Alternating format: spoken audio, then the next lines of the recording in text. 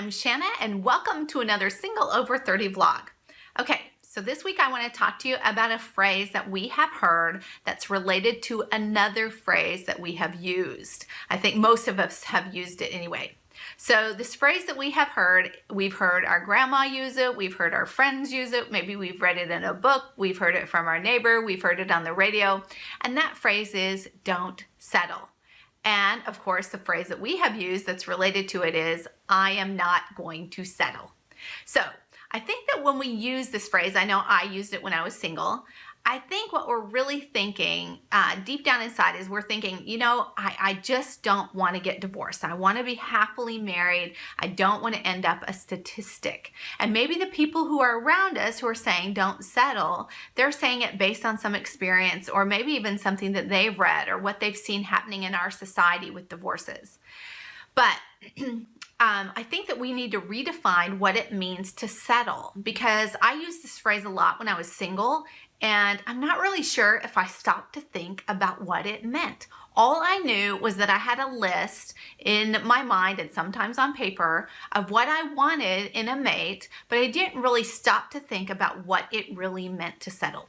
Okay, so I have a confession to make, is that when my husband married me, he settled. I mean, he really settled in some areas because I'm not perfect.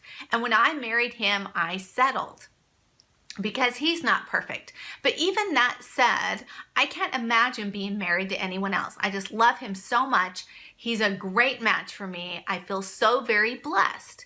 And so the truth is that we can be insanely happy in marriage, not headed for divorce, even though we don't get everything on our list, even though we settle. So what we have to do is figure out what things are worth settling, or what things can we settle about, and what things are not negotiable. So when we get into trouble with the whole settling thing is when we settle on things that really do matter, like if someone has a rage problem, or if they're an addict, or if they have some sort of sexual addiction, or those kinds of dysfunctional things and character traits that are unhealthy, like selfishness. We marry someone who doesn't want to serve us, doesn't really love us, those kinds of things. Or if deep down inside someone's just not right for you, and I think lots of times our gut is telling us something, that something's just not right,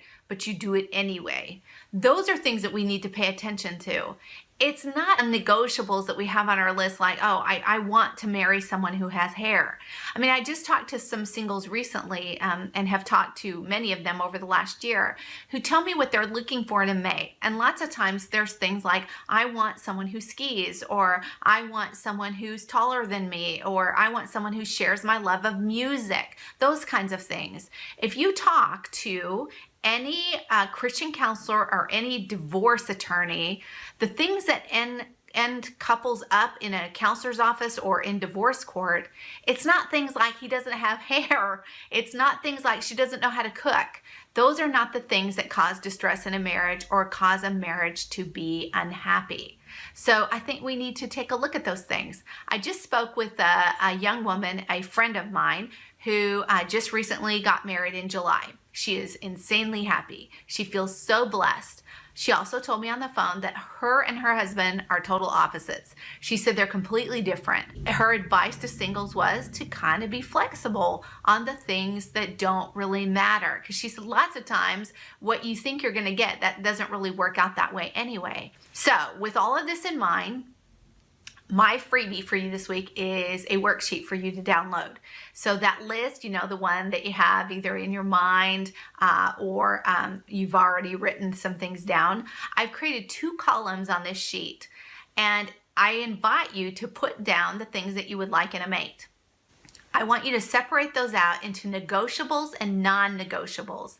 And in the future, when you meet somebody, or maybe even when someone invites to introduce you to somebody, think about your negotiables and non-negotiables, because think about also the things that are going to matter, 10, 20, 30, 40, 50 years from now, the things that really make for a good marriage.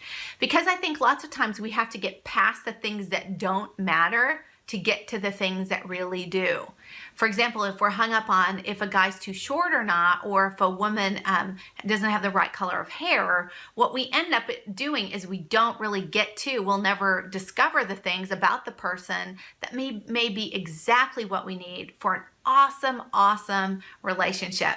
So I hope this is helpful, and I'll see you next week.